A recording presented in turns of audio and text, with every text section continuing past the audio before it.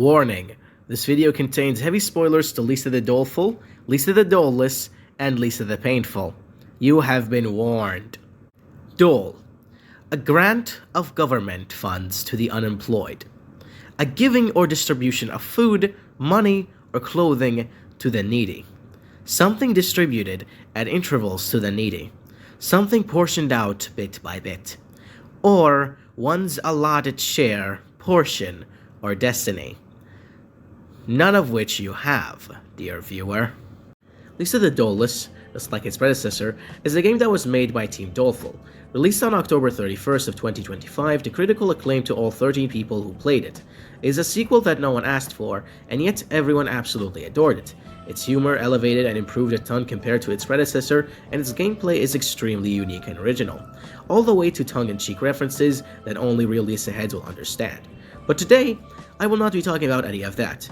I will be dissecting and trying to understand what Doleful and Doleless are trying to communicate to us. And also, one last thing. When I say the Doleful devs are trying to say this and are trying to say that, that's not me being 100% true. My word is not the word of God. I am not a Doleful dev, nor do I claim to be. This is merely just me trying to find a method to the madness, and it is merely my interpretation. If I got something wrong, first, I apologize, and second, please do tell in the comments below. Without further ado, let's begin. Before we dive into what makes Doleless so unique as a story, we have to first look into the first game, Lisa the Doleful. Many people will write off Doleful as a boring, unfunny, aged like milk, meaningless walking simulator, but in all honesty, that is missing the point. While yes, Doleful made fun out of a lot of things that most people wouldn't find funny without being in the know, it still, in my opinion, manages to be a great critique on the state of not only Lisa Fangames, but RPG Maker games in general. We must look past what Doleful is and look at what it aims to be. You'll find something completely different. You'll find that it's a grandiose adventure against cults, evil demonic entities, all while siding with a lot of the central powers of a region, with a nobody protagonist meeting a ton of much more interesting characters, with all of it just ending on a cliffhanger with no real direction in sight. Does that sound familiar? Well, it should be. Because if you played any unfinished RPG Maker project, then you'll see this pattern nearly everywhere. And that's no one's fault, really. Most people's first ever RPG Maker game is something that they would want to be great and grand, but also would not be able to fully achieve those things due to scope creep, lack of experience, lack of time, etc., etc., which would lead to some tried and true tropes being ultimately repeated over and over, especially where there isn't a direction or anything of any actual substance, merely cool things happening in the game. Doleful was merely trying to critique this. Or that's what I thought Doleful was trying to say. Until... Lisa the Doleless starts off very similarly to its predecessor, but better, more original, funnier, more fun, just an all-around better game. But near the end of the game, you'll find something truly special. After consuming the mystery pill and getting killed by Ronald McDonald, Robert, or should I say, Robert, wakes up from his dream and gets back to reality. Just like the player, Robert is super confused. He meets up with Top Gun, sees what Terry is up to, talks to a woman about how oddly subliminal his dreams were, and finally, he meets up with his psychiatrist, who's none other than Dr. Insane, the main and most enigmatic antagonist of both games. The two talk for a bit, and Robert leaves saying he'll go to 7-Eleven, before putting on a trash bag, loading his gun, stealing money from the place, killing its worker, just to be hit by a truck and then die. After that, the game truly ends, the credits roll, and we hear Insane's oddly beautiful singing voice as well. So, what the fuck was any of that about? Well, let's rewind a bit. The adventure that Robert had in both games are actually hallucination-filled dreams. As we can see with the IRL sequence, many things about Robert's dream are weird mixes of his real-life experiences and the hallucinations that the pills cause.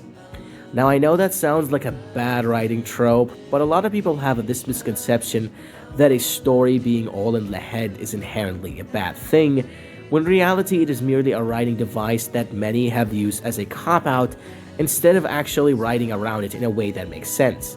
Many games have proved that it can work very well for the story that you are trying to convey, Dolus being one of those good examples.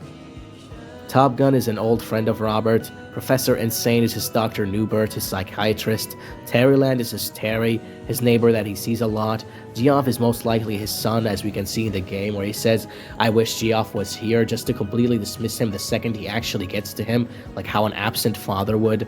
The whole dream that he got was from the side effects of the Joy Pill prototype, and possibly the many prototypes that Yado made him consume. Buzzo is most likely just Yado's enigmatic business partner that he saw once or twice. And lastly, the blood lunacy is most likely symbolic for the violent thoughts that the Joy prototype manifests in his brain, instead of making him feel numb. Those same violent thoughts that he ultimately caves into near the end of the game. All of these are things that are directly tied to the game that you played. It makes sense of the madness you just went through. With all of that being said, this leaves the last remaining questions. 1. Who is Dr. Yado amidst all of this?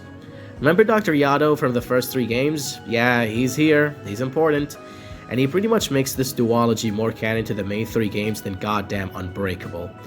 I'm so sorry, Fred. Okay, back to the main topic. I'm betting that it's meant to be Ronald McDonald. Ronald is the main source of Robert's Nightmare Walker powers, and as payment, Ronald took away his humanity. Sounds like it was a deal between a patient who was desperate and a doctor who ultimately gave them the cure they wanted, but took away the very thing that made them human. 2. Who is Robert's wife amidst all of this? Well, the answer is gonna sound like a cop-out, but like how Geoff seems like something that Robert wants to bury, with him having a bag for a face and all, and since we've established that Geoff is in place of Robert's son, Robert's wife not having a place in his mind makes sense.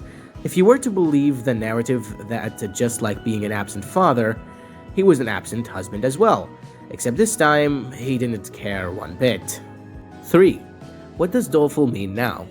Well, now that we've factored all of these new things into the equation, my old interpretation of it being a critique kinda makes no sense. One would easily be able to have a different interpretation of it thanks to all the things that Dolus gave us.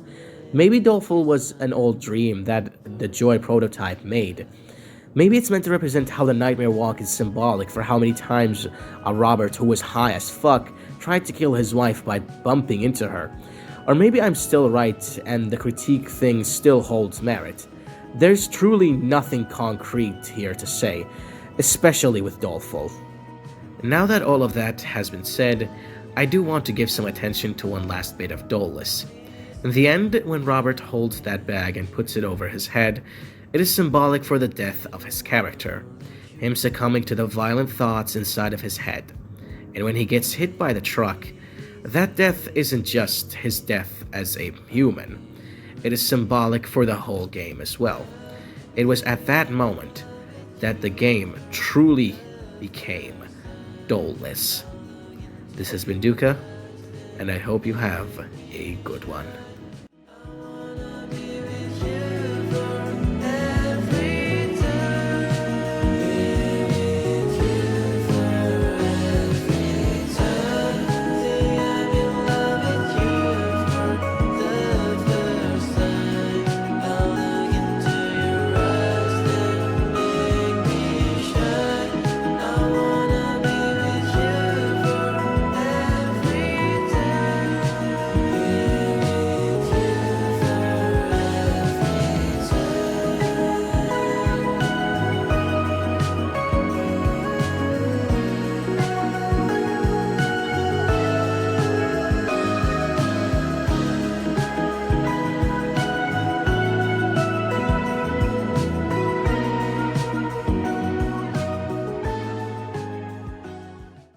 Oh, my apologies.